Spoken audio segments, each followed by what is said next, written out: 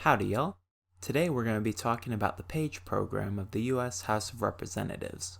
Now you may be wondering, what's a page? And if you're not, congrats on getting an A in AP Gov. A page is basically a teen that Congress has run papers around and pours them drinks and stuff.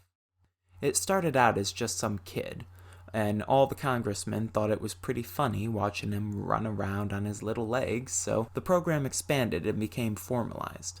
Eventually, pages were set up with a school to attend during the school year, in addition to their congressional duties.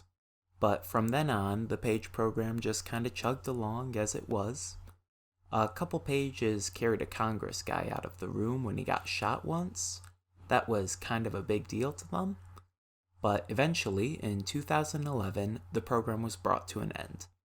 The official reason was that the job had become obsolete, which, fair, email is faster than a teenager scurrying through Congress, and that the program had become prohibitively expensive.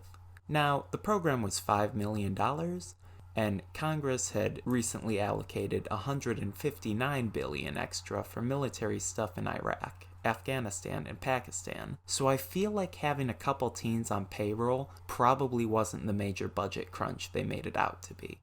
But there's one major reason that I think they were being quiet about for ending the page program. A long, long history of scandals. Before we dive in, content warning. I'll be talking about weird sex stuff and people having sex with minors. If you can't handle Chris Hansen, I'd recommend skipping this one. The first scandal was in 1983, when two members of Congress, Daniel Crane, an Illinois Republican, and Gary Studs, a Massachusetts Democrat, were both found out to have had sex with pages. Crane had sex with a 17-year-old female page 4 or 5 times at his apartment. The relationship allegedly started when he made a bet with her on a basketball game for a 6-pack of beer. Studs had a relationship with a 17-year-old male page who he took to his apartment and on a 2-week trip to Portugal.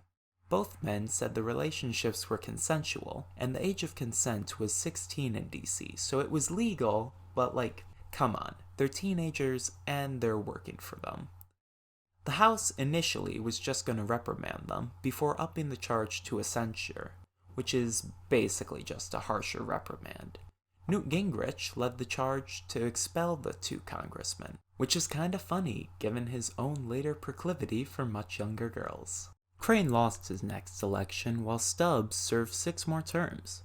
So I guess the moral is you can bane a teen as long as you're a decent enough politician to make up for it. The next couple page scandals were kinda pathetic in comparison. 5 pages got kicked out for drinking in 1996, and 11 got kicked out for smoking weed in 2002. But in 2006, we got another sex scandal with the congressman. This time, it was Mark Foley, a Florida Republican. He was on track for his 6th re-election when it broke that he'd been sending sexual emails and instant messages to pages for almost a decade. Foley's legislation wasn't the type you'd expect from someone into teens, as some of his more notable actions were a bill that would have outlawed any site with sexually suggested photos of children, and strengthening sex offender legislation. But what he did on the House floor doesn't matter when we look at what he did online, going by the username Math54, which are his initials and birthday, because I guess baning teens was more of a concern than plausible deniability.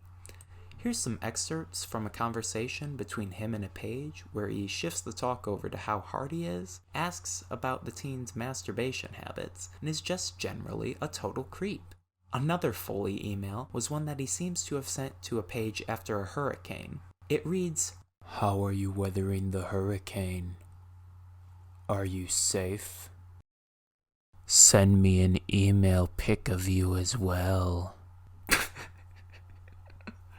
Foley's actions went beyond emails, however. He frequently hung around the page dormitory building, showing up there drunk at one point before attempting to enter it.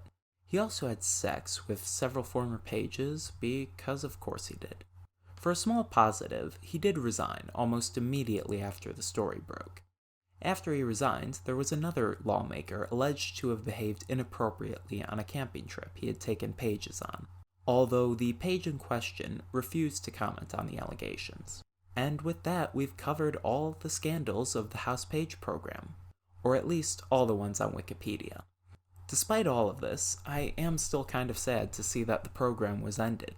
It was increasingly unnecessary, and there was definitely a fair bit of nepotism and elitism in deciding pages, but the idea of kids getting to work with their legislators is still a really nice one, I think.